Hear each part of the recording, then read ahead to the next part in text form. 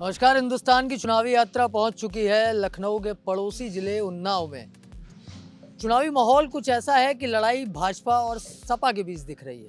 हालांकि इस लड़ाई से कांग्रेस कहीं गायब है, लेकिन एक नए खिलाड़ी भी इस लड़ाई में आ चुके हैं और वो हैं आम आदमी पार्टी। आज हम उन्नाव की बांगरमऊ विधानसभा में यहाँ पर सत्येंद्र यादव जी हैं, आम आदमी पार्टी के प्रत्याशी हैं। किन मुद्दों को लेकर वो चुनाव में उतरे हैं, यहाँ की स्थानीय समस्याएं क्या हैं, क्या रहेगा नतीजा इनके हिसाब से, उस पर बात करेंगे। तो सत्येंद्र जी, बहुत बहुत स्वागत है आपका हिंदुस्तान पे। सबसे पहले तो मैं आप सबको धन्यवाद देता हूं और जो हमारी विधानसभा 162 के जो सम्मानित मतदाता हैं उन सभी को मैं धन्यवाद देता हूं और उनसे सबसे निवेदन करता हूं कि आप सब जो है 23 तारीख को अपना मत जरूर डालने जाएं, वोट जरूर दें। बिल्कुल, बहुत सही बात कही है इन्होंने कि मत जरूर डालें, किसी को भी डालें, लेकिन मतदान जरूर करें, क्योंकि यहीं से लोकतंत्र की मजबूती का रास्ता खुलता है। सत्येंद्र जी, सबसे पहला सवाल जो मेरा है वो ये है कि आपके पर्सनली मुद्दे कौन से हैं इस विधानसभा क्षेत्र में, जिनको लेकर के आप चुनावी मैदान में उतरे हैं, लोगों से बात कर रहे हैं, उनका मत मांग रहे हैं?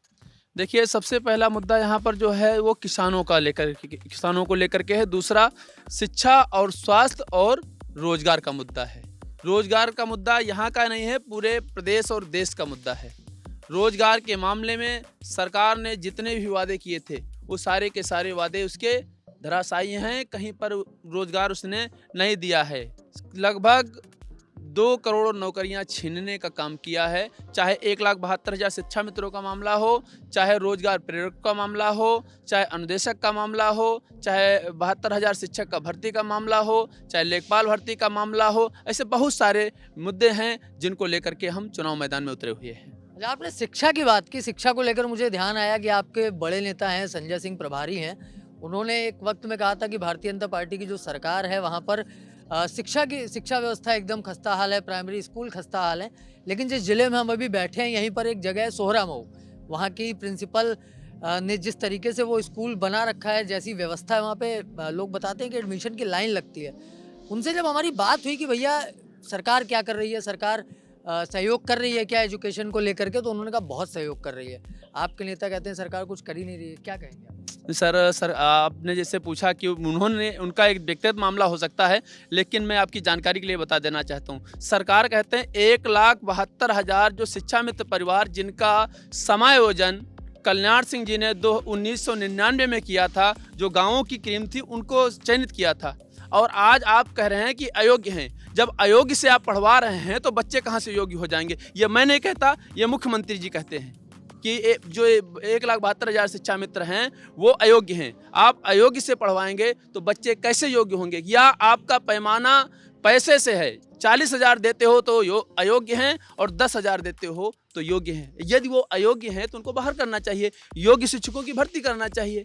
अगर मौका मिलता है तो किस तरीके से इस सिस्टम को मैनेज करेंगे आप? क्या करेंगे, हटा देंगे उन्हें?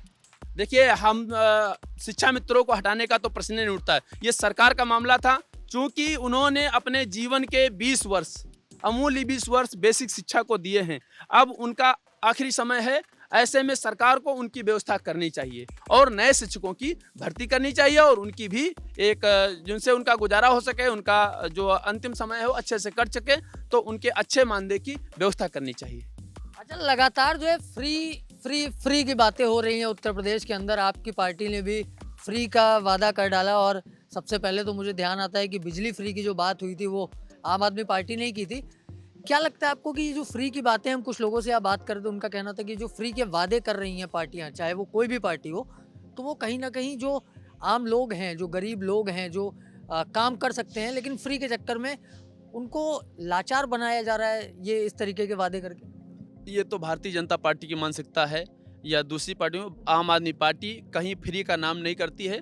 हमने जो है वादा किया, हमने उनका टैक्स जो लिया है उस टैक्स को वापस किया है, क्योंकि एक माचिस सुबह जो खरीदते हैं उस पर भी टैक्स वसूल करती है सरकार, और माचिस से लेकर के टैक्स ही हटा दीजिए ना, फिर उसमें बात ही खत्म है। उसको फ्री का नाम देकर के अलग से क्यों दे? सर देखिए, ऐसा है, टैक्स एक व्यवस्था है जिस सिस्टम के तहत पूरा नया सिस्टम ला रहे हैं फ्री वाला। मैं फ्री का सिस्टम नहीं ला रहा हूँ, मेरी बात को पूरा होने दीजिए। फ्री का सिस्टम का, फ्री का कहने का मतलब जो लोग फ्री कहते हैं, मैं फ्री की बात ही नहीं करता हूँ। मैंने तो कहा है कि जो आपका टैक्स है उसमें से आपका कुछ अंश आपको वापस कर रहा हूँ, तो बिना टैक्स के कोई सरकार नहीं चल सकती, देश नहीं चल सकता। ये आप जानते हैं। मैं वही बात कह रहा हूँ ना कि जब भाई एक माचिस की डिब्बी एक आम आदमी जो सड़क के किनारे रहता है वो भी खरीदता है, टैक्स वो भी किसी ना किसी रूप में दे रहा है, तो आप उसका दाम कम कर दीजिए, आप माचिस का दाम कम कर दीजिए, आप टैक्स कम कर दीजिए ना। आप ये क्यों कह रहे हैं कि हम बिजली फ्री देंगे, हम बाकी चीज़ें फ्री देंगे? आपका मैं एक चाहूँगा कोई पैम्पलेट हमें दे दे। दे दीजिए। मैं दर्शकों को पैम्पलेट दिखाता हूँ, आम आदमी पार्टी का यहाँ का पैम्पलेट है।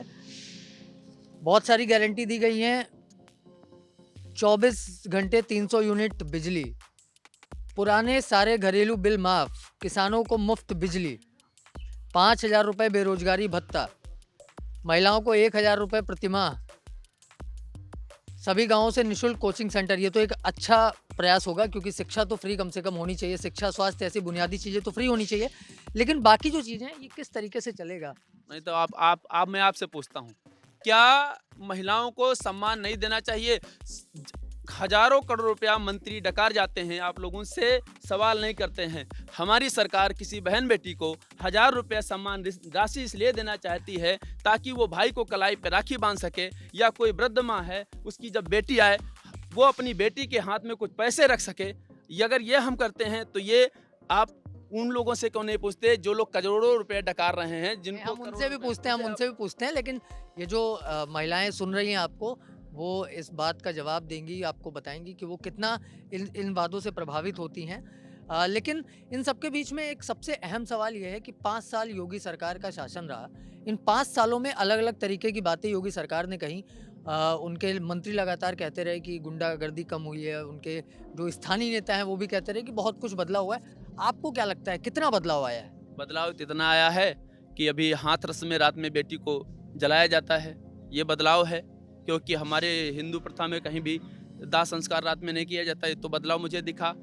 एक सरकार कह रही थी हम कब्रिस्तान बनाएंगे, दूसरी ने कहा हम शमशान बनाएंगे। शमशान आपने कब्रिस्तान की बात की, आपके नेता तो अखिलेश यादव से गठबंधन के लिए तैयार बैठे थे। मेरी बात पूरी होती है।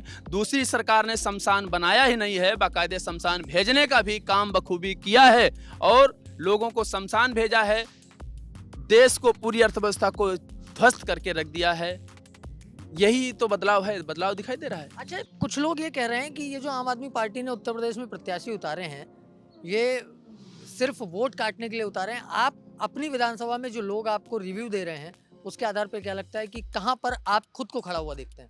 देखिए, हमारी पार्टी और मैं विधानसभा 162 से पहला चुनाव लड़ रहे हैं, हमारी पार्टी भी पहला लड़ रही है और हम भी पहला चुनाव लड़ रहे हैं और मैं संकल्पित होकर के चुनाव लड़ रहा हूं। मैंने अपने दोनों बच्चों की कसम खाई हुई है, भोलेनाथ के दरबार में खड़े करके दोनों बच्चों के सर पे हाथ रख के कसम खाई है, यदि यहाँ की सम्मानित जनता मुझे यहाँ से जनप्रतिनिधि बनाती है तो एक भी पैसा विधायक निधि का हमारे ऊपर और हमारे बच्चों के ऊपर नहीं लगेगा।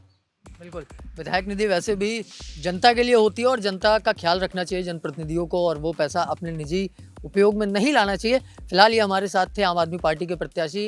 हम आपको ऐसे कई अन्य प्रत्याशियों से मिलाते रहेंगे, उनसे बात कराते रहेंगे, उनके मुद्दे बताते रहेंगे। फिलहाल हमें दीजिए इजाज़त और जुड़े रहिए हिंदुस्तान के साथ।